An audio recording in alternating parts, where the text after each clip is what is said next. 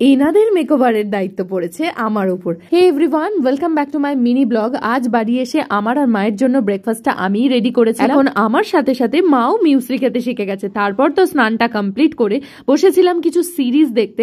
ভাবলাম না, আমার ফেভারিট সিরিজে দেখা যাক, যেটা হলো স্ট্রেঞ্জার থিংস। দেন দুপুরবেলা আলু ভাতে ডাল আর ঢেঁড়সের তরকারি দিয়ে লাঞ্চ কমপ্লিট করে নিয়ে বিকেলবেলা রেডি হয়ে নিয়েছি।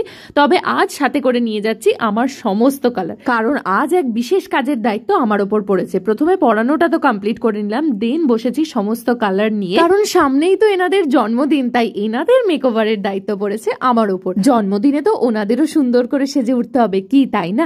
তাই গোপালজির নাম নিয়ে লেগে পড়লাম কাজে। এর আগে কোনোদিন গোপাল ঠাকুরের মেকওভার করার সুযোগ হয়নি, এই প্রথমবার সুযোগ পেলাম। আমার এই অপটু হাতে যতটা পেরেছি ওনাদের সাজিয়ে তুলেছি। মেকওভারের পর ওনাদের দুজনকে এত মিষ্টি লাগছিল, আমি তো চোখ ফেরাতেই পারছিলাম না। আর তোমাদের কেমন লাগলো আমাকে কিন্তু জানাতে ভুলো না। বাই।